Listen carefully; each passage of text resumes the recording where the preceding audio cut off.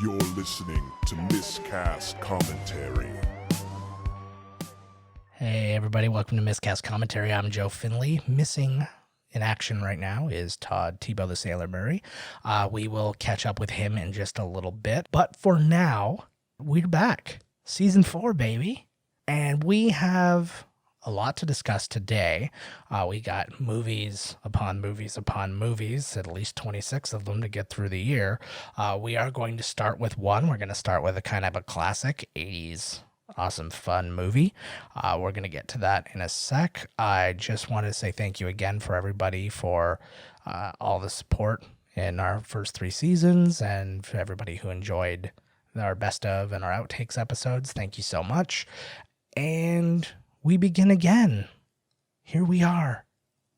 Season 4. Now, usually we hold this off until a little bit later, but I wanted to just get this out of the way now because we're going to be reaching out to Todd and we're going to be having a conversation about D23 today. That's kind of the bulk of our news. We're going to be talking about all the things Marvel, Star Wars, Disney Plus, even the parks we're going to talk about a little bit, hopefully, if we get some time.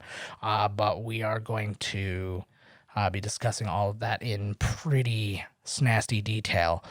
So I just said snasty on this thing. I am a pro. So let's get started right away. We are doing a breakout movie for a major movie star. It was originally supposed to star Sylvester Stallone. Did not work out that way. He ended up going off and making Cobra based on essentially the exact same information with just some little twists and turns and a whole lot more violence and a whole lot less comedy. We are talking about Eddie Murphy's busting out, breaking out Beverly Hills Cop. Let's take a listen.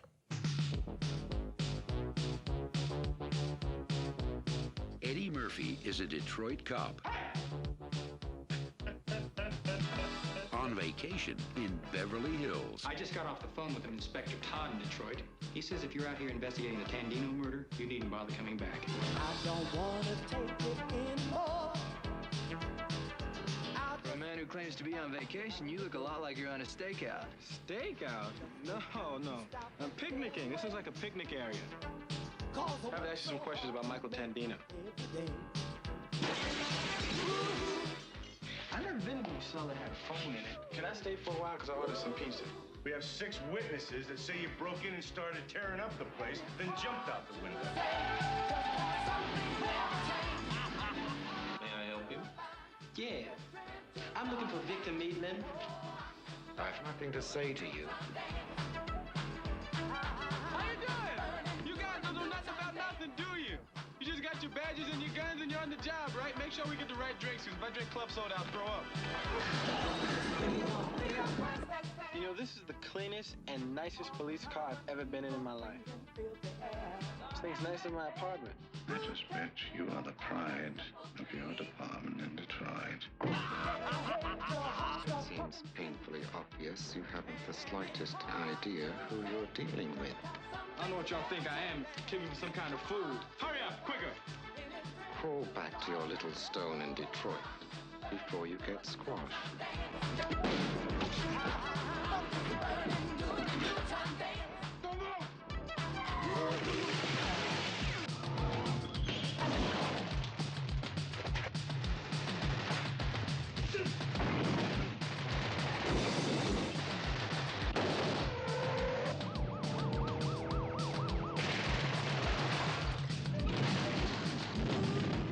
Cover me. Police! You're all under arrest! You do that again, I'll shoot you myself. Eddie Murphy, Beverly Hills Cop.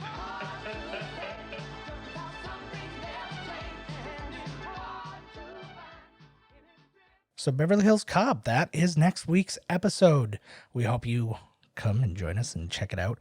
Not every day we do a comedy. Well, not every day we do a podcast, so I guess we got that going for us.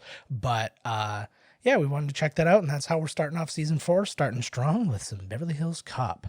Now, I was waiting to hear from Todd, and I still haven't heard from him. You know what? I'm going to call him and see what the hell's going on, because he was supposed to have phoned in by now, so let's figure this out. I've dialed him. Okay, so should hear back from him. It's ringing. Any minute, that like the anticipation.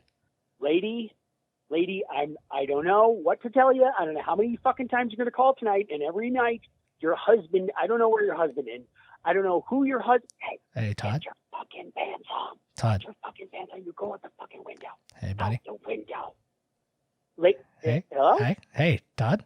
It's Joe. Hey. Hey, buddy. How you Joe, doing? what's up? Not bad. Nothing. How you doing? Calling in sick again, eh? Yeah, you know it. Oh, good Lord. So, as everybody knows from your call in from last week's episode and from me actually updating them with the truth, you've been off with your hernia surgery. How are you feeling? I feel terrible. Oh. That I can't be there, that I can't be out there fighting crime in the future time, which is actually what we really do in our spare time. Once we're done the podcast, we go fight crime. But I have had a herniated injury. Mm-hmm. Yeah, they found a couple in there, eh? They were digging around. I don't know what happened. They found like a bottle cap. It was like when they cut open Jaws.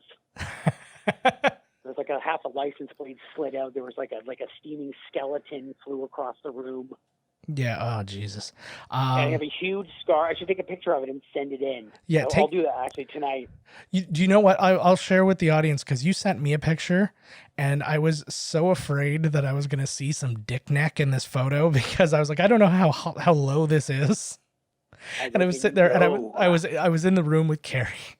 And I'm like, oh, I'm about to open this picture. I might see some dick neck. And she's like, what? Like, I didn't give her any context. I was just good. That's the perfect way to do it. Yeah, it was pretty fantastic. You But could yeah, have been like, yeah, I'm getting a text from Todd here. I'm going to put it up on the TV. yeah. Hey kids, come See in the what we room. got here. Yeah, what the hell? Yeah, it looked pretty nasty though. That was like what, day 2 that you sent that to me? Yeah, that was pretty good, right? Oh, it was pretty fantastic. I don't know if you got the whole thing too. It's like a 8-inch, Yeah. an 8-inch slice. Easily 3 times the length of anything else going on down there. Absolutely. That's what's impressive. Now I can impress the ladies. Yeah. And wink. And that's I did finger quotes. You can't see it though because I said ladies, but we don't go on. I ain't going on. Yeah, we know the truth. You're a sailor. Oh, Lord, exactly. Come on now. All right, but the main reason I had to get you on, because we were going to just do this normal, like when you're absent, I just kind of go solo thing, but there is way too much shit to talk about, and for me to talk about it by myself would have frankly been depressing. So I had to call you up, D23. All right, so let's just jump right into it. We'll start with all the Marvel stuff. The Marvel stuff takes up half the page here. Like they just... Holy Christ, man. So let's start with the loss of Spider-Man. I know that's not a D23 announcement, but it was definitely kind of on everybody's mind. They were questioning people like crazy. Jeff Goldblum had a fantastic response to that where he didn't know like what the person was talking about. He's like, what are you even saying to me? He's just like, he was so Jeff Goldblum about it. It was fantastic. I never saw this. When was this? Oh, it was during like one of the red carpet things. Why do you think Spider-Man is such an important part of the MCU? Because there may be a little divorce happening. No, this is the first I've heard of it. Save Spider-Man? I'm crestfallen. Save, what's happening? I didn't know any of this. So Sony and Marvel are having a hard time coming to terms on the agreement to co-produce Spider-Man. So it's looking like Spider-Man may go back to Sony and not be part of the MCU anymore. I'm not a business person. You're speaking, whatever you say is Greek to me. But all these, the mountains of produttore and I don't know. It'll all work out, I'm sure. Good luck. I'll figure it out. But let's start right off the bat. Yeah, so the loss of Spider-Man, basically the deal was Marvel, who was only making like 5% off of the box office for these movies, given the fact that they actually produce them. Now they get a lot of back end from like merchandising and all this other stuff, and they get all the money from the combo movies like the like Avengers and stuff like that. But they thought, hey, wouldn't it be kind of fair if, since we're doing all the work, we get a little bit more money? And Sony was like, no, we're gonna keep it now and fuck you over gigantically. Is that the truth, or is that what you're saying? Mm-hmm. No, that is essentially the truth. I know they asked for more money and that Sony's just shut down all talks, and that they said you're not going to get another penny, and then Marvel's response was, fine, then Spider-Man's out of the MCU. You know what?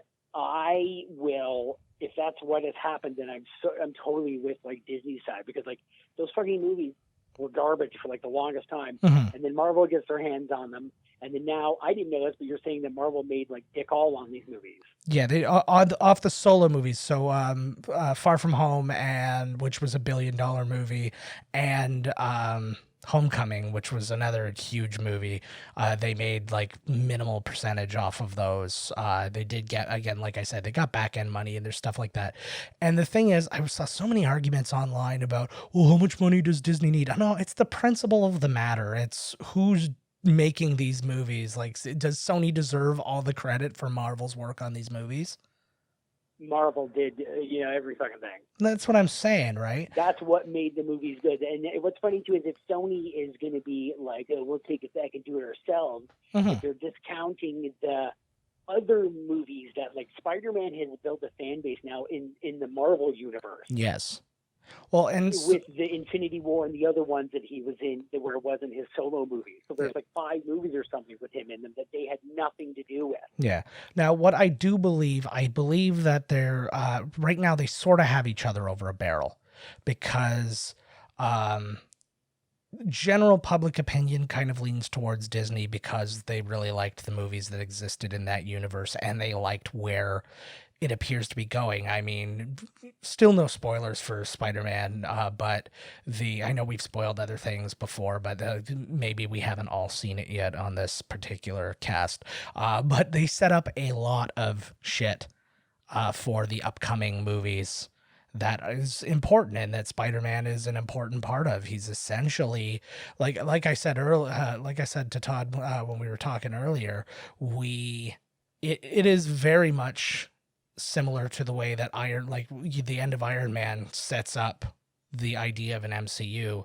Well, the end of this movie, and the end of this movie sets up basically what Phase 4 is going to be all about and kind of how they're going to move forward without some of their key players. So pretty huge deal. But yeah, so I think they've got each other kind of like, okay, Sony has the power because they have the rights, but Marvel has the power because they've had the success. So I think that this deal is going to get done. I just don't know when it's going to get done, but I have a feeling you won't see, because like Sony's already like, we're making 3 more Spider-Man movies. I'm like, you have no plans. This was never part of your strategy. Oh, it's just it's part of their strategy to like finagle more money or something.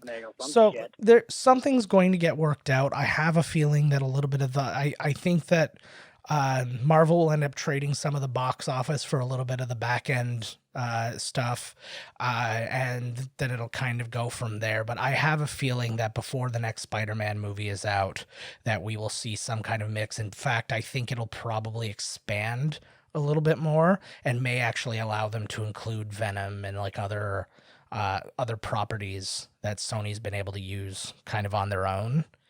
So that'll be an interesting thing to see. That can also open up things like Miles Morales and all these different things into the MCU, which, could be like a Phase 5 shot in the arm, Right. Mm-hmm. I really want, what's a bummer is this is what they were probably counting on.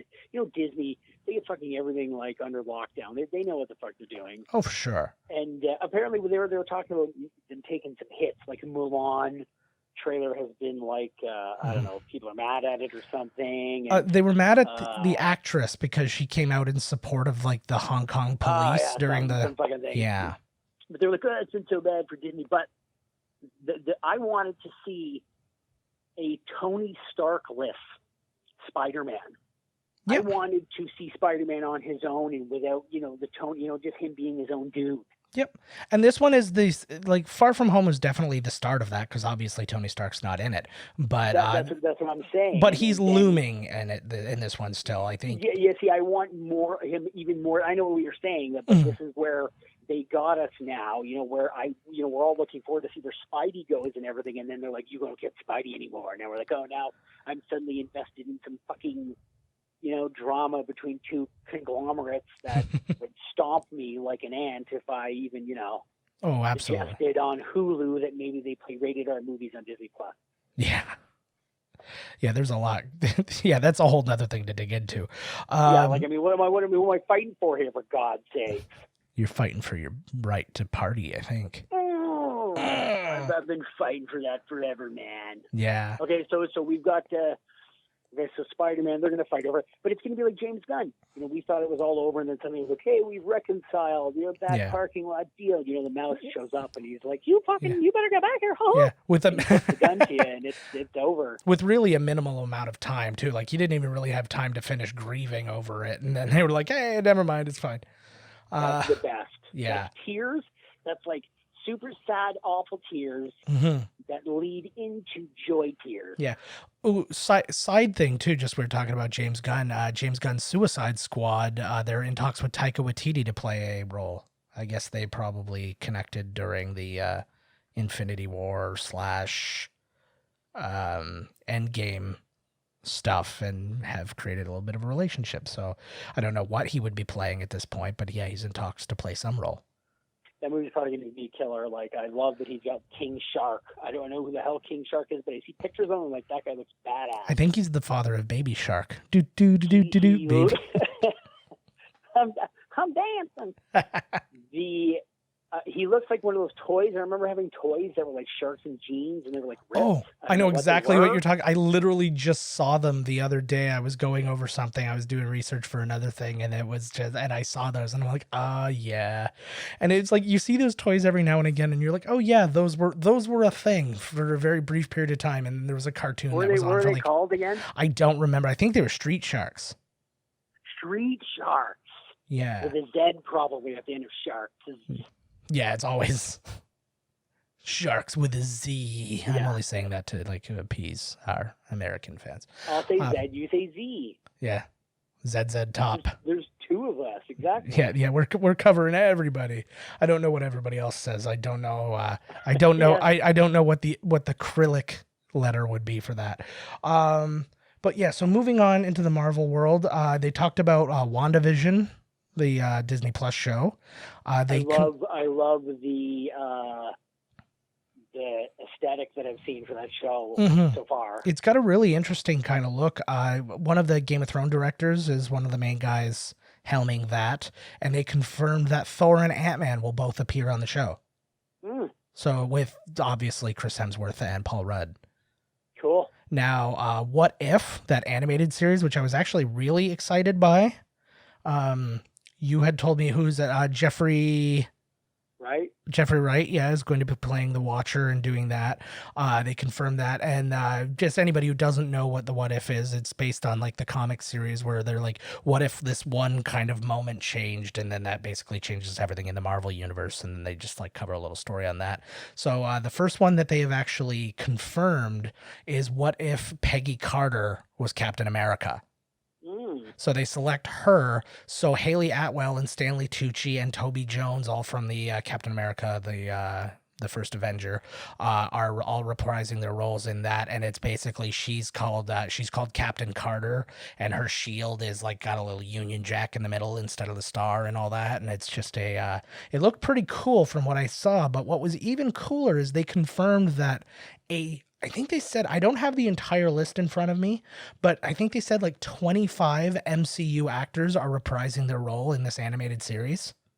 Whoa. Yeah. So on my list, I've got, as I already said, Stanley Tucci, Haley Atwell, and Toby Jones. Also Anthony Mackie, Tom Hiddleston, Chris Hemsworth, Michael Douglas, Paul Rudd, Mark Ruffalo, Chadwick Boseman, Dominic Cooper, who's obviously probably going to be in that one because he was Tony Stark, or he was Stark's dad there. Right? Yeah, and Michael Rooker and Sean Gunn, like all these different people are coming back. So you get at least an idea of what stories they're going to be covering, because you can see Guardians of the Galaxy people, you can see Black Panther, you can see all these different things. So I'm really looking forward to all of those, because they can be individual stories. They can be out there. They don't have to tie into anything, which is like, not a normal Marvel thing for us. So it'd be interesting to see those. I am making a prediction right now about the What If shows. Mm-hmm. We're going to see a What If Wolverine and a What If Fantastic Four. That would be fantastic. That's a really cool call, man. I didn't even think about that. That's really cool. What if Wolverine showed up during this? Or what if the Fantastic, you know what I mean? And then the only rights, why not throw them in there for a quick fucking thing? What if the X-Men were there for the Battle of New York? Right. For like the original Avengers. Exactly. Yeah. That would have been cool. There's actually a line. It was missing. I was just watching the Endgame Blu-ray, and I was watching all the deleted scenes. And they were showing footage, when they were going through and like trying to discover when all of the different Infinity Stones were present. And it showed footage of the battle in New York, and Rocket is watching with them, and he's like, how long was this battle? And then they were like, I don't know, 3-4 hours. He's like, 3-4 hours? He's like, the Chitauri are one of the worst armies in the universe, and it took you 3 or 4 hours to beat them. And then he just starts laughing at them. He's like, you guys are terrible. I like that. Yeah, it was good. There was some interesting little like things in there that like nothing major. There was one that I'm really glad they cut out. There was a bit after Tony Stark dies where like literally everybody who's like on the field like takes a knee. And it just took forever, and it took away from the funeral scene, which was way more effective and emotional than everybody having like a friggin' Kaepernick moment.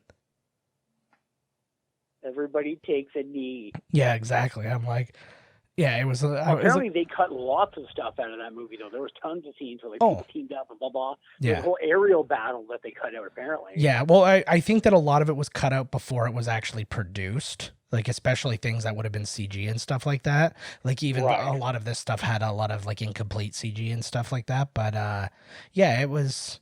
There wasn't a lot in terms of the deleted scenes, but there was a lot of other stuff, a lot of really good featurettes that talked about the importance of hiring Robert Downey Jr., the importance of hiring Chris Evans, the importance of, like, the women in the roles. And when you really lay out, too, holy crap, they were just talking about, like, all the women they've had throughout Marvel so far, and it was like, it's not like, they were hitting it over the head a lot in the last couple of movies where they had like all the girls together type thing, but when it's just all spread out, you're like, holy crap, there was always a lot of strong women in the Marvel movies. Of course, there totally was. Yeah, it was great though. It was just cool to see. When you were talking about like the What If show and hearing that like Haley Atwell and all these characters, Marvel, see, you know what, man, you get hired by Marvel, they're going to do right by you. Mm-hmm. Like they always bring you back for things, and then they find, you're always getting paid, man. They're always putting you in something. Mm-hmm. Your character always means something. Yeah, for sure. So yeah, my next piece of news, I don't really know. I have no opinion on it because I don't know anything about it. They were talking about the Eternals, and they came out and they brought out and they showed everybody in their like costumes and all that kind of stuff, and some random like shots just to kind of get an idea of the look. But they announced that Kit Harrington has been cast as Black Knight in the Eternals. Yeah. I don't know who Black Knight is. I don't know. I don't know who any of them are. Yeah. And this is why it was called D23, because there's 23 Eternals. Yeah. Like, oh my Lord, there's like 9 people on stage, and then they're still like, wait a minute, there's still Kit Harrington and this guy and this guy. I'm like, holy shit. Like, yeah, there's an awful lot of them. And there's so many of them. And somebody from their cast jokingly tweeted, like, we could take the Avengers or something like that. Maybe it was even Kit Harrington or something. Probably. Well, the interesting thing is, like, I don't know an awful lot about them, but essentially the whole point of them is that they probably could. Is because they're like one of the, like, once you get into kind of the Marvel Galactic, you get beyond a world. It's kind of like Thanos lives in Marvel Galactic, and like he's like that's kind of the bar that you're setting. Yeah, these guys are like the very beginnings of it all, and they're super, super powerful. They're like beyond powerful. These guys are all like Superman, like beyond. Yeah, exactly. And they're like the last of their kind. Like all of them are the last of whatever their kind is and stuff like that. It's a whole thing. I think that Marvel, I know that, everybody said like, oh, like Iron Man, we didn't know him and they did great with him, but now, Marvel's done great with all these properties. This is the one I'm most interested in because this is my pick. Mm-hmm. Actually, it was my second. I think Black Widow was going to do the worst, but now I'm like, Eternals, I don't know. Like, I just, that's the one thing I'm liking right now about the whole Phase 4 thing is it's just all up in the air. We don't really know. And it's just like, that's good though. That's a good place to be. Mm-hmm. It is nice because it's like, we've known the direction for so long with everything. And I mean, there weren't a lot of surprises. So now I'm interested in surprises and I'm okay being disappointed in a few. Like if one of these comes out as like really, okay, well, you're 24 for 25. I guess you'll be all right. I am totally no. When they come up with one movie that I'm like, no, I'm done with it. I'm done. I'm gonna throw all my movies in the fucking garbage. Yeah. And kick the shit out of them. I'm just gonna binge watch Swamp Thing till I die. Yeah, exactly. Or no. Marvel is owed a couple of, and it seems like, which I really like too, like the Eternal, like I was saying before, this is something they're really going to have to do well with, because these characters are usually the characters that are hard to sell because they're all super ridiculously powered. Yeah. So if they were to go up against the heroes we love and know that have some weaknesses and things, they would just destroy them. So I don't know what they're going to do with them. My thing, I would like the Eternals to be the beginning of the saga of Silver Surfer. Sounds cool. Because I don't know like if he ever tied in with them, but because now they're getting into kind of deep galactic stuff, that would be the Galactus. Yeah, that this would be the time to say, hey, Silver Surfer, because Silver Surfer was Galactus's herald. You can do that whole thing. But again, I'm trying to keep my expectations not low, but just neutral for everything right now. Phase 6. Yeah. God, who knows, right? And I mean, because I mean, they're already announcing, actually, that's my next thing. Black Panther 2 is coming out in May of 2022. Ryan Coogler is back to direct.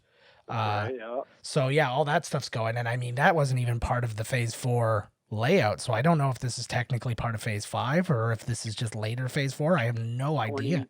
You say 2022? Yeah. I'd say that was the next phase. Yeah, who knows? But it's just like, so I'm interested in seeing like where that's going to lead, or where we will already be by the time we get to that. Namor was going to be that. Yeah. Yeah, he's going to apparently be a baddie of some sort in it. I'm looking forward to all of these, and it's just, I think I'm now getting introduced to a lot of things.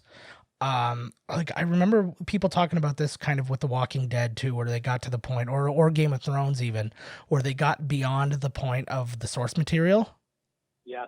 And they're like, okay, now we're just doing whatever. And it's like, oh, cool. Because I kind of knew where we were going, and now I have no idea because you're past that point of no return. This might be where it goes all wrong. It might, but you know what? Oh, they can still go back and take stories from here and there and flip it, like they did with all the other shit. Oh, it's like for them, it's friggin' easy. And they're still going to be peppering in some old favorites and stuff like that. You're still going to see Thor. You're still going to see Guardians of the Galaxy and those kind of things. And it's going to, of course. And those will be in heal. all the movies too. They're going to show up in all the movies. Yeah. And those things are going to end up healing all wounds whenever it's like, oh, okay. Oh, I really hated this one. Oh, well, Thor's coming out and we're going to be just fine. So they've got my money anyway. Yeah. Like my wallet is open on the windowsill. Marvel's that breeze that just knocks it all the fuck all over the place. You just see like a spandex clad hand come up and just grab out some cash. And some of it I run out. Some of it I grab. Some of it blows away in the wind. Mm-hmm. And then so what the hell was that? Do you have a friggin' dinosaur in your place? Yes. Oh, okay, cool. We got way more than a dinosaur going on here, man. That's the tip of the iceberg, homie. Holy fuck. I actually was getting 2 extra testicles put in. Oh, sweet. What I was doing. I'm going double O. I'm becoming the most fertile, but it's, you removed one of your testicles and then put in 3 different ones. So it's like so it's only 25% chance you're actually the father. Yeah, different species too. Oh, now we're getting into like the real shit. Like I wish I would have known this going in, because we could have skipped all this D23 nonsense. I know, right? What the fuck? We're 27 minutes in, and now you over video phone. Yeah. Oh, good Lord. The fact that I can't see you is probably my only saving grace right now. Get that cat out of here. So yeah, so in addition to all the Marvel shows that we already know about, your WandaVision, What If, Falcon and Winter Soldier, which they announced the character U.S. Agent is going to appear, who's another kind of U.S. Agent. He's kind of like an offshoot of Captain America. I'm sure he's probably somebody who's going to be born out of Captain America's like not being there anymore, and then they're like, well, no, I'm Captain America. So I think something's going to come out of that, and then what's her face? Emily Van Camp is returning as Sharon Carter in this one, as well as I can't remember what the other one was, but she's going to be in 2 of the series. And then you got Loki, you got all these other ones. And then they were like, hey, we've got 3 more for you. That's what was the shit, man. Was the new reveal of the new ones. Yeah, man. So we got She-Hulk to start it off. That was my number one right there. Yeah. See, I don't know. I know very little about She-Hulk. Yeah. Oh, what was that? Pain? That was me going, yeah. Oh, that was excitement. That was your James Hetfield. The pain of having to wait to see She-Hulk. Yeah. I was not like, man, after D23, I was like, fuck you, Disney. I was like, fuck you. I was like, fuck you, man. Yeah. When am I going to have time for anything else? Oh, my God. I'm just catching up because, this is why I injured myself on purpose. Mm-hmm. So to catch up on my Netflix. Yeah, man. I'm way behind. I've still got to watch Glow. I'm getting there. There. I've really, really moved up. But anyways, yes. Okay, let's move along here. Yeah, that's fine. She-Hulk. Ms. Marvel, they're doing. Ms. Marvel, which is probably going to be Mindy Kaling. Oh, is that true? I didn't know this. No, come on. Oh. No. I thought you had some like exclusive info here that I wasn't knowing. It might be. I heard something on my ear. Maybe she's going to be produced or something. She's going to have something to do with it. I'm guaranteeing you. That would be really cool, actually. I would like to see like some of these. Like I can see She-Hulk being a lot more of a comedic thing because she's like this lawyer who, does this, that, the other, and also doesn't like rage out like the Hulk does. And so I'd be very curious to see what they end up doing with that. But the one that has me the most curious of the new ones, not just because of really what it is, but because of some of the rumors surrounding it, is Moon Knight.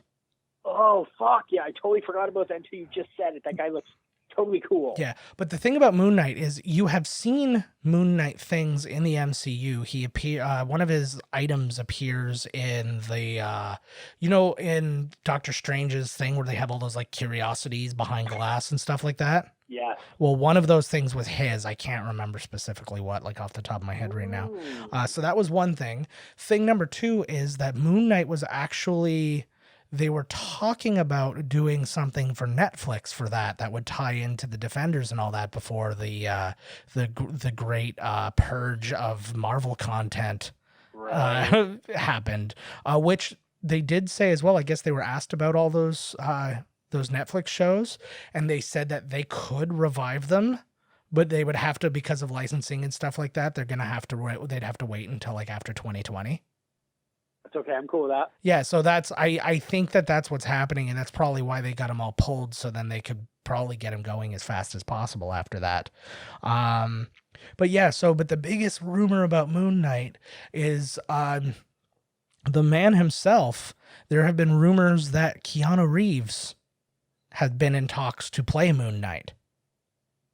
No fucking way. Yeah, and when they talked to, they were very vague about it, but when they talked to Kevin Feige about Keanu Reeves, he says that they literally have been trying to get Keanu Reeves in every single movie they've made since the first one.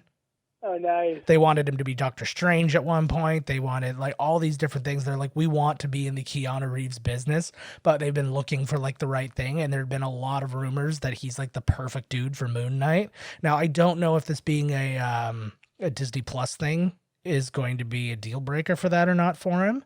But I don't know, like, it's hard to say because, like, there's so many friggin' movie stars that are going to be on TV shows on Disney Plus. So, yep. Yeah, like, and which we're going to get into a little bit more because now we're leaving the Marvel universe and we're going to the Star Wars universe.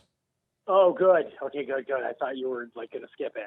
No, I didn't think you were going to skip the hotels. Let's talk about the Mandalorian. Okay, yeah, no, I'm going to, so as I've got it set here, I've got Marvel, then I've got Star Wars, then I've got Disney Plus, then I've got the parks. Okay. So yeah, we got tons of shit. So let's talk the Mandalorian. The first trailer came out for that. You did see that? I think it looks absolutely fucking awesome. It looks badass, doesn't it? That right there is the number one thing that sold me on Disney Plus. Yep, and that will be available on launch too. And they're going to be doing. That show looks fucking deadly. You know what? I'm actually quite glad about this. I didn't know how I felt about it right away, but now just thinking about it, I am actually quite glad about this. They're not going to be releasing every episode like on day one. They'll release one a week. Oh. I was wondering about that. I'm really glad that you brought that up, actually. I was thinking about that when I watched all the D23 stuff. Is that the way it's going to be with everything, or some they'll put out full, or what? As it stands right now, it sounds like that's what it's going to be for everything. is when they come out, when something comes out, it'll be one episode a week and they'll release, which is good because like they're coming in hot and I don't think I would ever be able to keep up. Oh, they're coming in way too hot. Like it is just like, oh my Lord. So yeah, The Mandalorian, the trailer was badass. The look of it was fantastic. The start of the trailer with the with like this the helmets on the spikes, yeah, and the Werner Herzog and the Carl Weathers of it all, and yep. And then like it did that thing that actually I thought that Rogue One was really successful at. Like everything, even stuff that didn't have anything in it that was iconically Star Wars, like shots that didn't have, like for example, like the Stormtroopers or something like that, and it still just felt very Star Wars. Yes, it did. You know what I mean? And then obviously you get then the things you see that like that Twi'lek and stuff like that. And you see my favorite shot of the whole thing was IG-88, the robotic bounty hunter, when his body was spinning around and he was shooting everybody. Shooting. You know what? I'll say something now that I just thought of it. Like as you're speaking, mm-hmm. You're like you said that when you watched it, it felt like you're really seeing Star Wars, mm-hmm. and I totally agree with you. And I believe that the whole crop of new movies have led up to that aesthetic. Yeah. Like that, the way the clear, the niceness of the camera, I don't know, digital, whatever the hell it is, but whatever they're doing there. Yeah. They're figuring it out. It's totally like Star Wars, yeah. Yeah. It feels just like everything does. The lighting, the shots, the character, everything does. Yeah, I'm really, really looking forward to that one. And I mean, there must be a lot, and there's so much positive reaction on their end because, like I said, Jon Favreau is already writing season 2. That dude can do no wrong. Clearly, like, think of the things that he has done. Like, let's think before Iron Man for a minute. Zathura is actually a way more well-loved movie than one would assume, especially for something that's just a ripoff of Jumanji. Like I like Zathura. Zathura was good, but I'm just saying, like people like talk about that movie and they're like, "Whoa, no, nobody gives that movie enough credit." And they're like, "Holy shit!" And then Elf, like it's just a Christmas movie, but people are like, "Oh my god, it's so like amazing!" And people do freak out over that movie. I'm not the biggest fan of it, but I know what you're saying. Yeah. Yeah, but like I mean, he has pulled people together on these movies that he's directed, and it's just like even his movie Chef, which is very indie, got a lot of attention, and I don't know if that's because he was just coming hot off of the Marvel stuff or whatever, but it was a good movie and it was fine. It was just like I couldn't believe the attention it was getting. The movie Chef, yeah, where he played. Yeah, I did it. Well, he's like the man now, so now he makes all these $1 Yeah. Well, now that Marvel and Disney have put because he did Lion King, did he not? Yes, I did. No, he did Lion King and he did Jungle Book. Yeah. Yeah, it was Jungle Book. Yeah. So I mean, he's a franchise player now, man. Well, once you develop a relationship like that, like I'm willing to bet they're giving him, like outside of money, I think they're giving him a level of kind of like creative freedom and power that, you want once you did Iron Man, you're kind of like, hey, you're our golden ticket now, and you can do no wrong. So they tried doing that with Bryan Singer, and it turned out wrong. Only one thing Bryan Singer did right. Yeah. And even there, he fucked up. Pedophile ring. Yeah. It looks like a movie. Absolutely does. Mandalorian.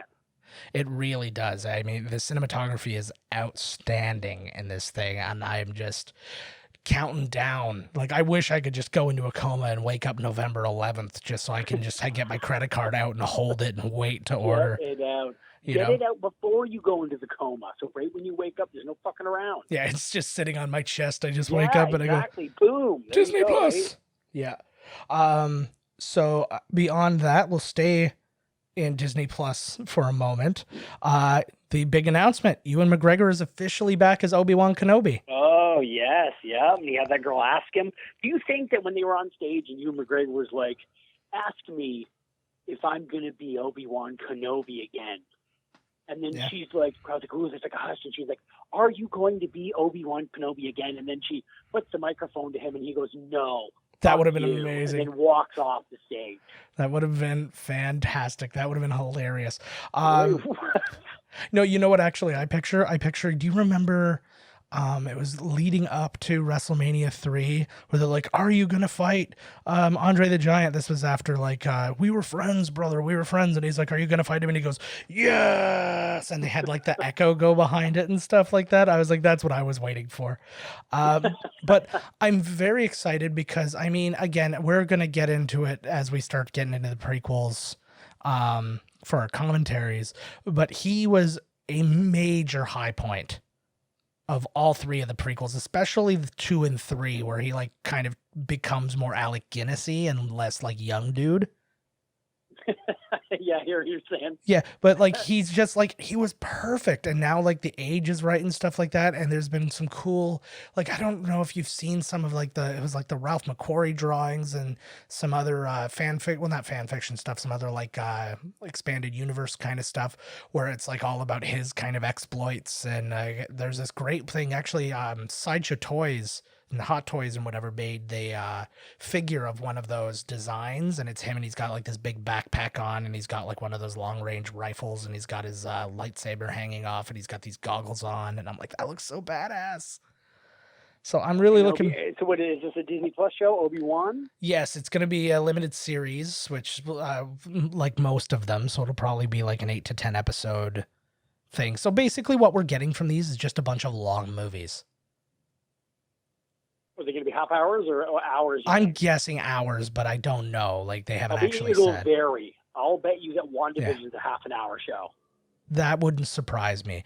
I would say like off the top of my head, like WandaVision, She-Hulk, the What Ifs would probably all be a half hour, and then I would guess that the other things would all be an hour, but I don't know. The nice thing about these is there's no real formula. Like, one could be 35 minutes long, and another one could be an hour 15, right? Right, yeah. It doesn't have to be... Yeah, so we'll see how it goes. But I like that, too, because then you're not under constraint of, oh, we're going to have a part 2 episode because, you know, we used up this hour. It's just going to be so long, yeah. Yeah. It's like all the last episodes of Game of Thrones were all like movie length because they're like, well, that's this portion of the story is this long. We're not going to break it up and tell a little bit of it tomorrow. Yeah, fuck it, man. Right? And then we get to some more excitement. The new footage of episode 9.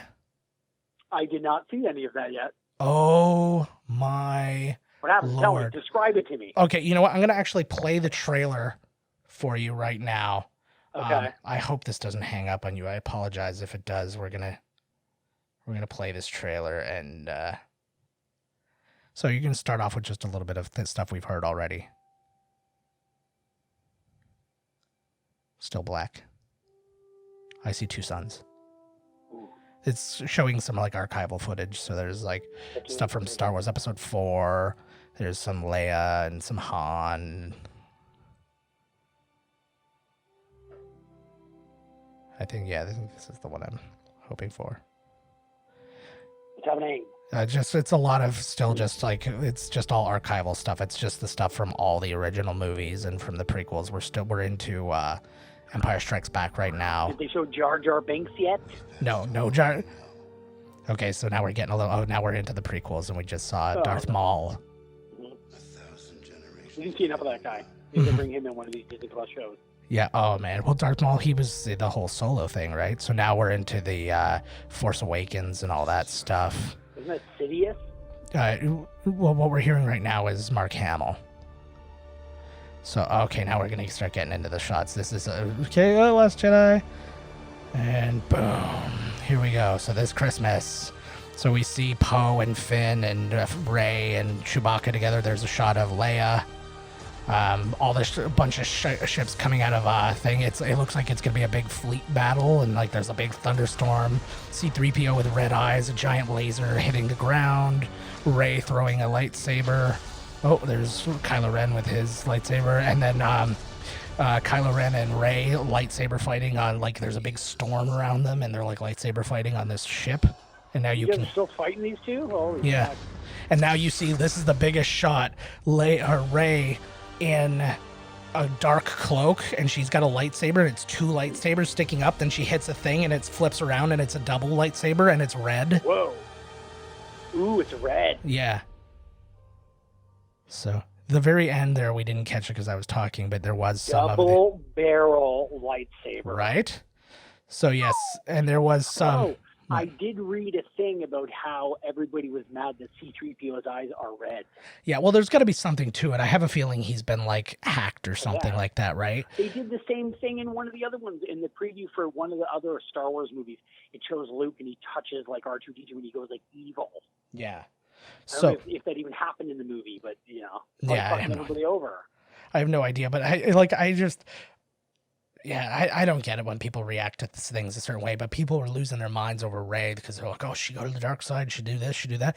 I don't know. And you know what? I don't care that I don't know. We'll find out. That's the good thing about movies is they'll tell you.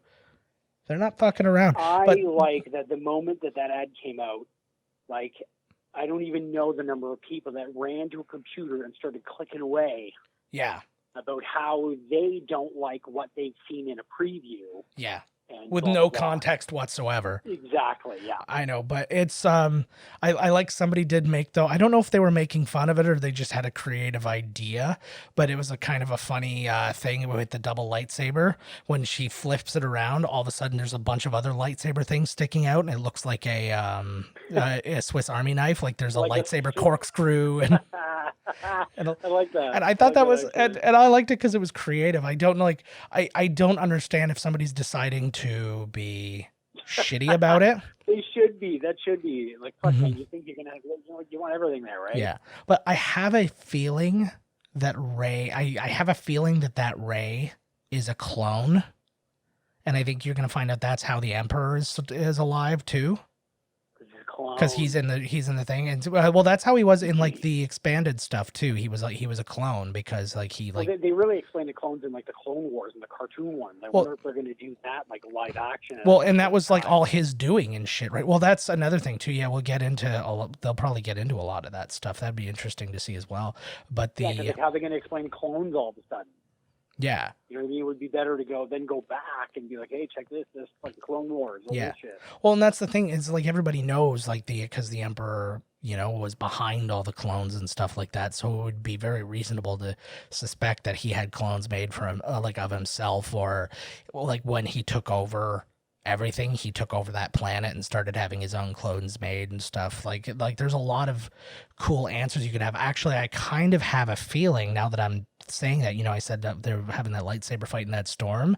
I have a feeling that could be Kamino, which is where the clones were all made in where they go in episode 2 and see all the clones for the first time. That's a good theory, actually. I dig that. Did you just make that up? I literally just thought of that. Yes. That's good. That's good. I might not be the first person. Yeah, I may not be the first person to have thought of that, but I definitely. You are, and you copywritten it now. All right. I just put a CR next to it, so we're fine. Right. Patent pending. Right on. Mm-hmm. So we escaped Star Wars. We'll talk Star Wars again. Don't get me wrong, but like we're escaping. But we're escaping Star Wars and we're going to jump into Disney Plus. And I know it sounds dumb as we've been talking about Disney Plus the entire time, but there were a lot of Disney Plus announcements. So they were saying one interesting thing right off the bat is that Canada, which usually when something launches in the US, it launches in Canada quite a bit later, a few months later. It's launching the same day. Canada, US, and the Netherlands are all getting Disney Plus on November 12th, and then everybody else is waiting for a while longer. So the Netherlands. I don't know how they negotiated it, but they got it. And they got all the Swiss man. They got every fucking thing going. Yeah, they're cool. They're down. You got it. Well, it's because it's like we were the first in weed, and we're gonna be the first in Disney Plus. First in everything. Of course they are. Right. So so that was cool news. And then the other news, because we've been talking and people have been speculating about, is it going to be like super expensive, or are they like, what's this going to be? What's that going to be? Or then they finally came out and they said, in the States, it's going to be $6.99 a month or $69.99 for a year, which essentially gives you 2 months for free. And then in Canada, it's $8.99 a month or $89.99 for a year, which is essentially 2 months for free. Good. And so I was like, that's very reasonable. And then in the States, they have that other thing, because we were talking about how they also own stake in Hulu and all that other stuff. For the price of, I think it's $13.99 a month in the US, you get Disney Plus, ESPN Plus, and Hulu. That's what I was going to ask you. I was literally going to ask you that. Like, you need So that's not bad. How much for Hulu? I don't give a fuck about the ESPN. Yeah. No, for Hulu, like on its own would probably be another $8.99 a month or something like that. I don't know what it's set up at. I really don't know. But like it's a strong streaming service. And so for that price, for less money than you're spending on Disney Plus, or on less money than you're spending on Netflix, I mean, you're getting two like powerful streaming services. So you have to have. Are they paying you for this? And when I say you, I mean us. Oh no! You'll never see a dime, but yeah. I fucking knew it. Anyways, I do not believe that you can happily maintain both. I say that you get rid of cable altogether. Yeah. You get yourself Netflix, you get yourself Disney Plus, and you're fucking set. I think so. We're in such a Disney Plus will never defeat Netflix. Yeah. Because Disney Plus does not have rated R. Yeah, that's true, and that's where their combo with Hulu is going to be a big what have you. But we also don't know what their plans are. Now, I do know that they said by the end of year one, they'll have a total of, I think they said 20,000 episodes of television and 500 movies.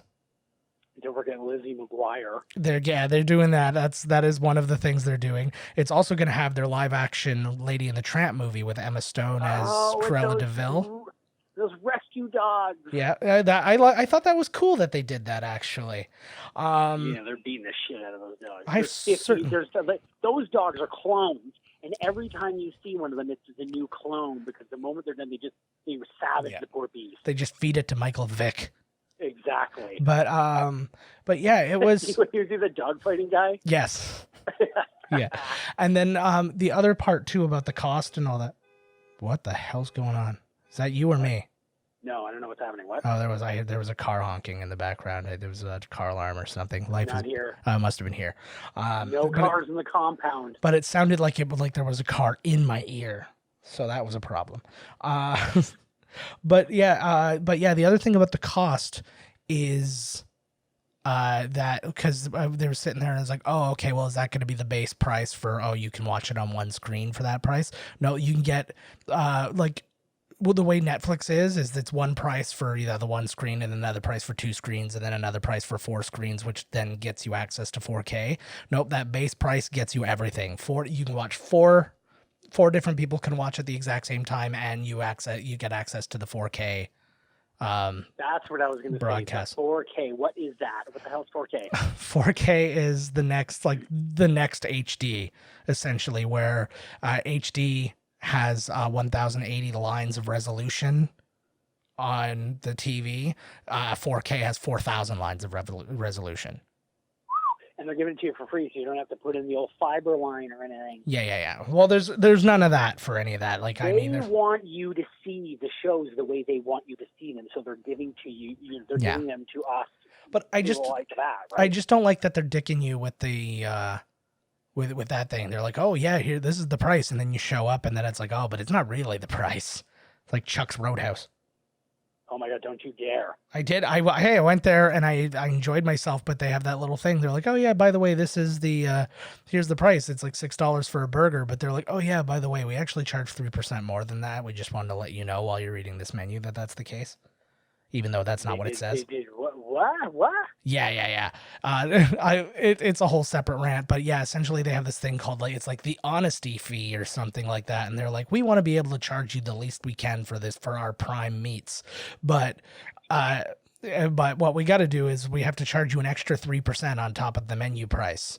I think it's just their way of saying we want to raise the prices every now and again, but we don't want to change our menus. Is really what's happening. And I mean, that's really weird. So what did it come to then?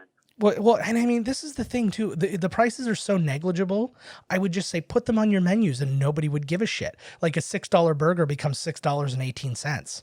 Oh fuck, that ain't nothing. No, awesome. But it's nothing. But it feels weird the way they do it. That whole disclaimer thing just makes it feel a little weird. Yeah, I know what you mean. What? Yeah. Like, huh? Like just if the menu said $6.18, you go, that's a good price for a burger and fries.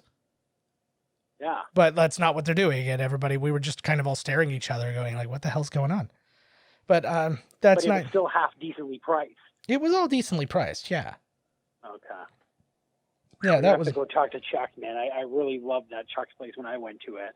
Yeah. So go check it out. We went there after my kids did their triathlon, which, by the way, congratulations. What time was that at? What time during the day? Like, I don't know. It was like 5. It was like 5 o'clock. Okay, you have to go to Chuck's after 9. Oh yeah, they get the half price appies. Then it's like everything: huge beers, super cheap food. Yeah. Well, the food. Yeah. You got paid by Disney. I got paid by Chuck's. That a boy. Let's guess who's getting paid more. Well, I was just gonna say that I'm getting way less. Yeah. Way fucking less. Mine's going all into R&D to find a replacement for me. Robot. Yeah. So more into the Disney Plus. The World According to Jeff Goldblum, a docuseries. That sounds cool. It's really, and it's just like him like experiencing new things. Like he becomes a tattoo artist. He does like all these but he's so Jeff Goldblum in it, and it's friggin' amazing. In fact, let's play the trailer for that. My name is Jeff Goldblum. The name of the show is The World According to Jeff Goldblum. Be forewarned, I'm in the show a lot. Wow. I'm sort of fascinated by a lot of things. Sneakers. These shoes are worth $12,000 to $15,000. Oh, boy. Denim.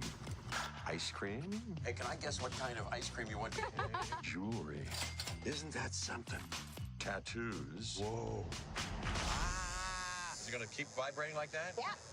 I like that. So yeah, I'm really looking forward to seeing that. He's just, again, he's so fucking Jeff Goldblum, man, that it's just amazing. Actually, a friend of mine I went to college. Zen. What's that?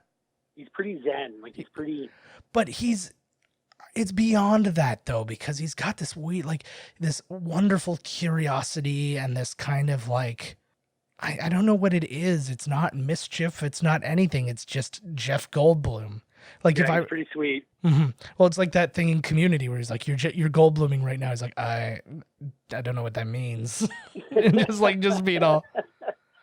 But one of the most interesting things that comes out of the Disney Plus is the non-Disney stuff. Because they announced they're going to have a bunch of National Geographic stuff, a bunch of Animal Planet stuff, which is content they own. So don't get like it's Disney, but it's not Disney. You know what I mean? But the biggest one amongst those, every single episode of 30 seasons of The Simpsons will be on Disney Plus. And that is gigantor. Yes, it fucking is.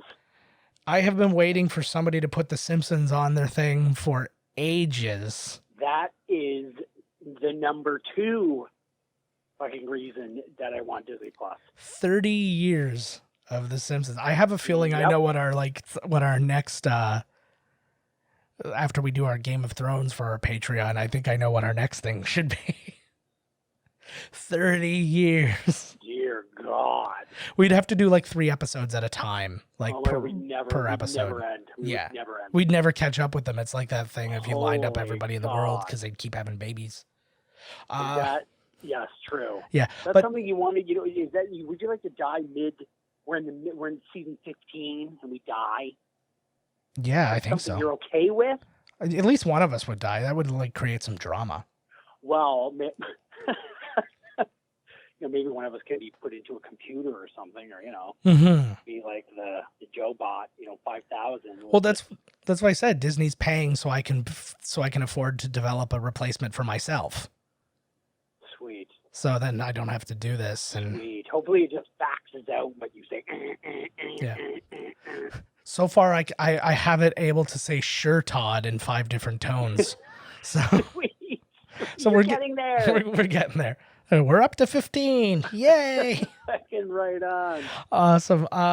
So yeah, I mean, and there's so many other things like Disney Plus you can look up and see. Like they've got some Christmas movie that's going to star Anna Kendrick and Bill Hader as like Santa's kids, and yeah. They're gonna have all types of their own W movies. Oh man, it's like the movies that come on those other fucking Disney shows. Yeah, and the vault is officially open, and all those movies are going to be pouring in. They didn't say which movies are going to be available come like opening day and stuff like that. It's going to be a rotating thing. I'll bet you they'll do like, for this month you can watch Lady and the Tramp.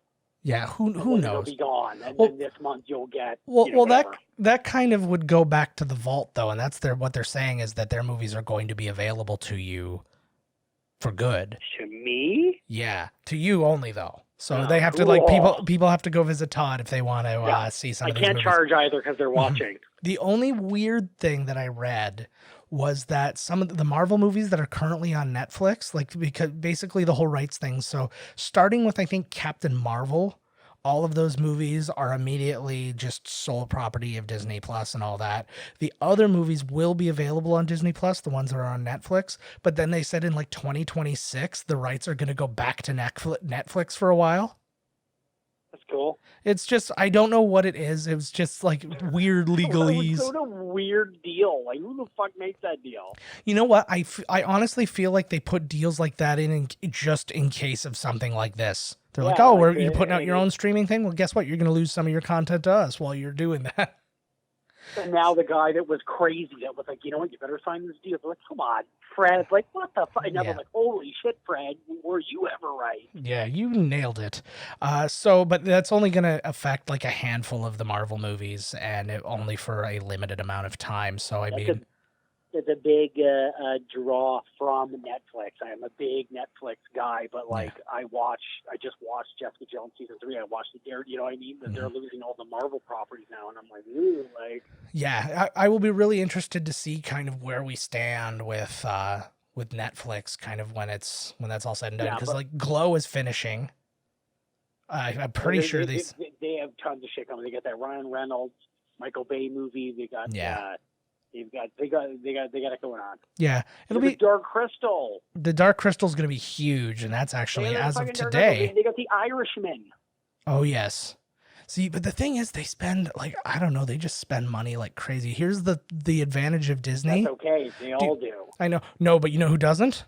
Disney Plus, because they already own their movies, so they didn't have to. Yeah, but I mean that's not like I don't give a shit. Mm-hmm.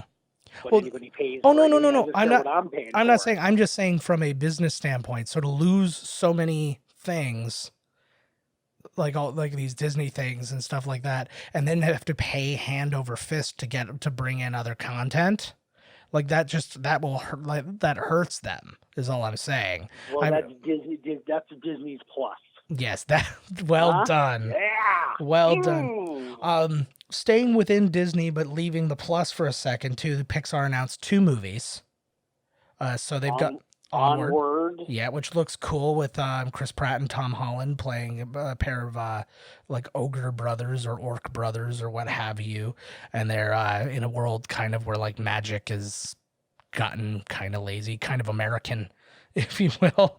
Well, yeah, exactly. Well, just the world itself, right? So that one looks like it could be an interesting one. And then there's a whole thing about them trying to bring their dad back, and they have like this magic to bring their dad back for like a short period of time or whatever. And that's its own thing. I did like the lessons that will be learned. I'm sure we will discover soon enough. But then. And we'll all cherish for generations to come. For certain. But the other one too that kind of piqued my curiosity is the one called Soul, which stars Jamie Foxx and Tina Fey. Love Tina Fey. Yeah. I have nothing against Jamie Foxx. I think he's cool too. Yeah. I love Tina Fey. Yeah, well, people pick a favorite when you hear 2 names. It's all right. True that. It's like I'm saying, it's starring chocolate and vanilla. Chocolate all the way. Vanilla's fine. Vanilla. But vanilla. Yeah. Also, see, we're at odds. Yeah. See, this is the last episode of this show. Odds. There's no problem. It's like we walk into the place. Yeah. There's chocolate, there's vanilla. Hey, what are we fighting over? We're fighting over our spoons when we order Chocopolitan, like the chocolate vanilla twist. We're like trying to like surgically divide it. You have to spin with our tongues. You have to spin it in the middle. Yeah, there you go. Put your spoon at the proper spot, and you just. Mm-hmm. But yeah, like an ice cream lace. Nice. So yeah, the interesting thing about Soul too, like I don't like the details are kind of half there right now. It's always like every other Pixar thing. It's delivering you to some kind of world you don't know, right? It's kind of like the world of the in a world. Yeah, well, it's kind of like the world of the mind, like Inside Out-ish, only this is kind of an existential, like this is a very existential, like where do we come from? What are we here for kind of movie. That's from the same person or whatever that did Inside Out. It looks the same. Like, nice. Yeah, it's got a very similar feel. But yeah. the music is interesting because this comes from a very jazz place, apparently. So John Batiste, who is the head of Stay Human, who's the band for Stephen Colbert, is going to be writing all the jazz music for it. But the score is going to be done by Trent Reznor. No way. Yeah. So, Huh. So yeah, that kind of blew my mind. Once I heard that John Batiste was doing it, I figured it would be kind of along the lines of like Toy Story, where you got Randy Newman, and it's like, okay, Randy Newman's going to be raining down through this thing, and that'll be that. But then just throw in some Trent Reznor in it too. So I'm really looking forward. I think this is going to be a really interesting one. I think like where Inside Out kind of tackled this kind of like what goes on inside you thing from like a sillier aspect. I think that this one's going to take it to a, maybe not the whole time, but take it to a more serious place. Ooh. I think Trent Reznor's parts are going to be the like the non-major things that are happening. He's going to be like the ambient, build up to, maybe they're all going to work together, but that's cool. Good for Trent Reznor. Just a reminder, when you're not depressed enough, they throw in some Trent Reznor. When you're not depressed enough. Yeah, get more depressed. Yeah. Don't you understand we're all going to die one day? You understand we're all in some Twin Peaks-esque scenario where we're all fucked. All right, though. So here's the big thing now. Let's put down all our electronics for a little bit. Well, that's not true. But let us go visit the Disney parks for a little bit. You just said I was just about to throw my phone into the street. No. Oh, good. I'm glad I caught you just before that happened. Man. But yeah, the other cool thing I love about the D23 that like nothing else kind of has is you get all these like killer updates about what they're doing with the parks and stuff like that. That was the best part of the entire thing, in my opinion. It was just like I really wish I could go to D23 sometime. Like it's just so exciting when you fuck going to D23. I'm gonna go to Disneyland in like a couple years. Dude, that hotel like that in the sky gives me the biggest boner. I don't know why that. With the Star Wars hotel? The space one where it's like for 2 days you're like out in space and there's like a scenario, and when you look out the windows it's like you're in space but it changes, like you're moving. That hotel, like I read all the stuff. And the thing too was like there was so much information. There was so much information about all the parks and all the different things, and like Spider-Man's going to be at this park and this one's going to be here, and Marvel Avengers. They're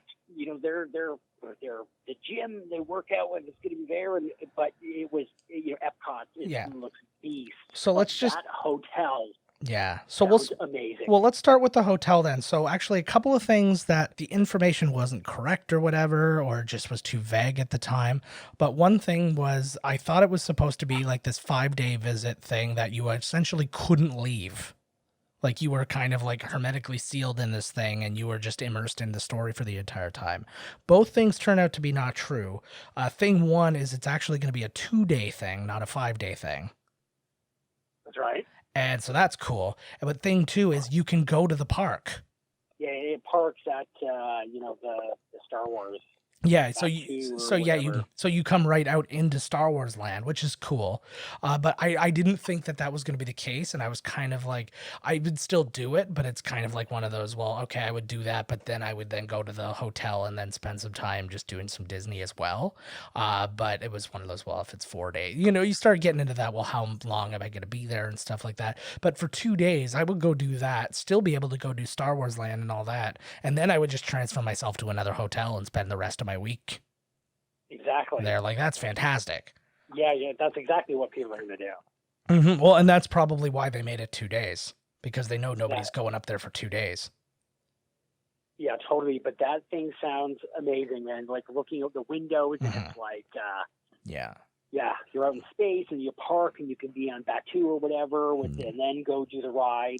You got to wait to Rise of Resistance or whatever it is. Well, actually, I was just gonna say too. There was footage of Rise of the Resistance at this thing, and there were rumors. This didn't come from the footage or anything like that, but there are apparently rumors that from the beginning of your experience to the end of the experience, that the entire ride is 28 minutes. Wow. Yeah. So because you actually get transferred multiple times. So first thing you do is the first part is like, oh, you've joined the resistance. Then the second part is you get arrested. Then the third part is you're escaping. And like all through this, you're like being moved from place to place and all this kind of craziness. And there's a shot where it shows the people come underneath, and like you enter that big hangar and there's like the AT-ATs there and they're firing, and then there's like stormtroopers up on the side and they're firing, and it's just like, it's a friggin' like sensory overload, man. That's what sounds cool. Mm-hmm. Don't go to the park now. Go when everything's going. That's what I'm saying. Well, I'm not going, like the Rise of the Resistance opens December 5th. I don't know when the hotel's opening at this point. It probably won't be it'll probably be sometime next year. I don't know that I'll be there for that, but that just gives you another excuse to go back, right? Right, of course. And then you got like if we're just talking about the Florida one, is that land or world? World is Florida. World is Florida. So what are they getting the Epcot upgrade? Well, they're the only place that has Epcot. There is no Epcot at Disneyland. Disneyland is only the two parks. It's Disneyland and California Adventure, and Disney World is Magic Kingdom, Animal Kingdom, Epcot, and Hollywood Studios. So Epcot's upgrades are out of this world. They're going to be doing some new stuff. All the world pavilions are getting some new stuff. Canada's getting a new film. One of the other ones is getting a new film. England is getting a Mary Poppins ride. And the whole area looks like Mary Poppins, doesn't it? Does it look like old England or something from Mary Poppins? Yeah, it's World Showcase, man, does not get enough credit, and it's only going to get cooler as they're doing these upgrades. They're now bringing it into it's Epcot Discovery or World Discovery, World Nature, and World something else, and they're like having more stuff into it because now they're going to be adding some more space-based rides and stuff like that. Like you're gonna have next to Mission Space and all that, they're gonna have that space restaurant, which is gonna be very similar to the Star Wars hotel, except it's not gonna have any Star Wars branding. It's gonna be like they're pretty much just upgrading everything. Everything's gonna be upgraded. Lots of new stuff. There's gonna be a big Moana-based thing in their Discovery or their World Nature thing. Big water walk thing. Yeah. So there's like a lot of that stuff going on. Their new app looks fantastic. It's basically what you need me to do for you. It will essentially help you do. It's going to be like a smart app where essentially you can go, hey, I'm going to go on this day and I want fast passes for this ride, and this ride. And then it's going to actually help you plan out when to schedule them based on the availability and stuff. And it'll say, hey, you can like put these ones together and like you can schedule it this way so they're all like tight together and stuff like this. But it'll give you a bunch of different options and then you can kind of pick what you want to do. You can also have like, hey, let me know if a fast pass becomes available for this ride at this time. Like say it's like I want to go on Splash Mountain at 2:30. But there's no fast pass available for it right now. It's like, let me know if one becomes available, because people cancel their fast passes all the time because they end up either leaving the park to go to another park or they're not going to make it because they're still having lunch, or so people cancel them all the time. So then all of a sudden you just get a thing going and it's like, hey, there's a fast pass now. You want it? Yep. Click. So that's a really cool thing, and they're really making it a whole lot smarter and easier for the people who just they don't want to have to so intricately plan. Right. You know what I mean? And so who the hell does? Unless you're you. Yeah. You know what I mean? So this is essentially what you do. This is essentially because it's you. They're sending these to you. Yeah, this is essentially ruining my life. But it's like, because it's like I love that kind of intricate kind of stuff. But it will be quite helpful in getting that stuff figured out in a practical way. and it'll be really nice, especially that kind of like on the fly stuff is going to be really, really nice. I don't know all the features of this app yet, but it's going to be a really updated version of the app that they currently have, which was already really cool. So I'm looking forward to that. They talked a bit more about the Guardians of the Galaxy roller coaster. Yes, that's at Epcot, right? The Guardians of the Galaxy. Yes, I believe that is the case. Yeah, it is. And that is going to be, it's going to be the first ride they have that launches backwards. Nice. So that's going to happen. It's also going to the roller because it's a full-on roller coaster. It's not like a ride, but the roller coaster, the cars will turn sideways so you can see, because this roller coaster tells a story, and like there's actually like a plot going on, and you can see things like on screens and stuff like that. So the actual the roller coaster cars will turn sideways so you can get a better view of this, like what's going on, because the whole thing's indoors. Neat. Yeah, so it's like, it sounds really like innovative, and I'm looking forward to that. It reminds me of like the 3D roller coaster at Wonderland. Yeah. Like they use it for the zombies. I mean, you go up the hill, come down, and then the carts turn, and you can shoot. Yes. The screens or whatever the hell. Yeah, exactly. Except this time it's going to be a roller coaster that is still going at roller coaster speed the entire time. Sweet. So yeah, it's interesting. Apparently there's I don't know where this is. It's not going to be at the Disney World or Disneyland. It's like one of the European ones or something like that. Or there's going to be a Frozen roller coaster as well that's coming up. I probably won't come across that one though. And then sure you will. When you go to Disney, your kids are totally going to want to go on that thing. Yeah, that would be my thing. It's, hey guys, good news, we're going to Paris. Yeah, we're going to Paris. Disney Paris. Like, really? Yeah. It is actually supposed to be. It's not like it was back when the Simpsons made fun of like Euro Itchy and Scratchy Land and stuff like that. Like who are you to deny it? Yeah, it has like all of their parks, because like Tokyo Disney and all those other ones have gotten pretty like badass and have like a lot of stuff that they don't have at these at like the parks here. So I mean, there is a draw to them, but there's also a travel fee to get to those places that is a little beyond my pay grade right now, until Disney starts paying me. Which they will probably pretty soon. Hope so. Pay me, guys. And then the last big thing for Disney parks is, you alluded to it earlier, is the Avengers Campus, which is going to be essentially Marvel Land. They did talk about some of the rides. There's going to be a ride which, at first glance or at first listen, it sounded like it was going to have to do with it was going to be very similar to like the Millennium Falcon ride, where it was like, because it says you're going to be aboard a Quinjet and you're going to see this and that and the other thing. But then in the photos, it shows like people who are in like these like seats that are like they look like rocket seats. I don't remember seeing it. I didn't see any of this. Which one? What is this one again? This was a ride at the Avengers Campus. Okay. And then, but it showed like people, and they look like rocket seats. So there may be some combination that might include like that'd be similar to Soarin', but essentially the plot of the ride is you're flying over and observing a battle in Wakanda. That's cool. So that looks really cool. Then they have something called Web, which this is kind of what makes things interesting too, with the whole Spider-Man being out of the MCU thing, but it's the World Engineering Brigade, and it's all about like being young inventors and stuff like that. So it's going to be like very sciencey and stuff like that for kids, and like there's going to be a store where you can go in and get all kinds of sciencey stuff. Oh yeah, there's going to be a store, all right. Yeah, well no, but it is a store, but what's cool is they're going to actually be, the plan is that they're going to work that into the MCU as something that has been like created by Spider-Man, or by now whoever knows how they're going to bring it in. But the idea is that like they're trying to get people to be more innovative in a world where like they have this kind of like reverse engineered technology and all this other stuff. So they're utilizing that. And so I thought that was pretty cool, and that'd be interesting.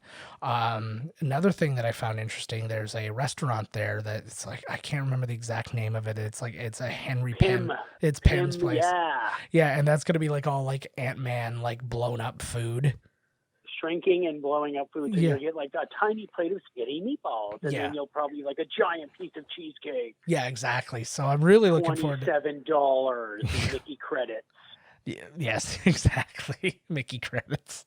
But the But yeah, I was like, I don't know. The place sounds really cool. I don't have the date on that as to when they expect that to come. It won't be anytime soon. It'll probably be after their 50th anniversary next year, which they have a billion plans for that too. They've got new parades. They've got new fireworks. They've got, they had photos of like designs of like different food they're going to be selling just for the 50th anniversary. And it's like, holy shit. Like it's so much to deal with right now. And so much so that we've been at this for an hour 20 almost.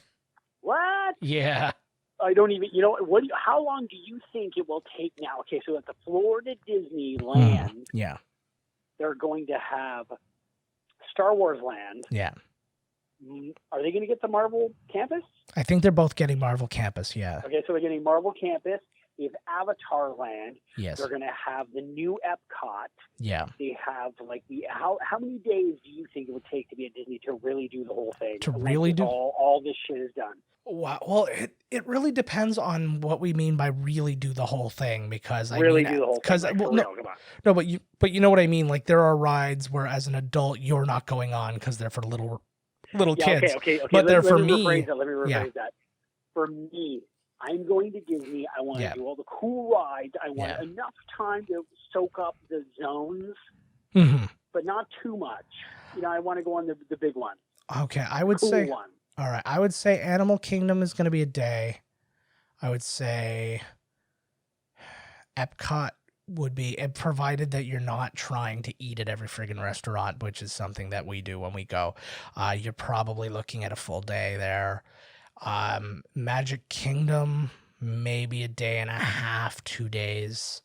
Hollywood Studios now because of Star Wars Land, and then the impending Avengers stuff, at least 2 days. Holy fuck, it's like 7 days. Yeah. So, and that's like a week. And that's packed. Like the way we do it too. It's like, I honestly think we've been talking about going for maybe a 10-day just to be able to make it a little bit more leisurely. So we're not like rushing from place to place. Yeah. You're not really. Yeah, I hear you. We have friends who are traveling down, and literally they will be there when Rise of the Resistance launches. So they've already decided they're going to be there for 2 weeks, and they've already decided they're dedicating 1 day to making sure they get on the ride. Nice. So that'll be a long wait. That'll be like probably, because you know how those rides are at the beginning. Like the same thing happened with the Harry Potter rides. It's like an 8-hour wait the first time, right? Man. And he's like, he's like, I don't know when I'm coming back, so we're gonna do it. So I'm like, all right. Well, they're at the time, right or wrong, Yeah. Right place, wrong time. Yeah, but at the very least they're there for 2 weeks. You want to go on it? Yeah, exactly. Fuck it. That's the opportunity to get to go for it. Yeah, that's what I say. I do the same thing. I would totally do the same thing. Yeah, I agree. So yeah, I think that covers D23 this time, man. D23. Wow. So from there, I am going to sign off with everybody, and I'll just keep you on the line to sign off with me. Thank you guys so much for sticking out D23 with us. Holy shit, legitimately thought this was going to be a 20-minute conversation. Yeah, me too. Yeah, but whatever. So thank you guys so much for listening, and stay tuned next week. We're going to be doing Beverly Hills Cop. Visit us on our website at miscastcommentary.com. Email us podcast@miscastcommentary.com. Call us 1-289-769-3288. You can text us at that one too. Follow us on Twitter at miscastpodcast. I'm at JK Finley. Todd's at miscasttodd. Follow us on Instagram at miscastcommentary, and I'm at JK Finley there as well. All the ways, man. Follow us on Facebook. Follow us on Tumblr. All the good stuffs. Follow us on LinkedIn. No, that's not a thing yet. It will be. See where we're checking in on Foursquare. Until next time, we will see you later.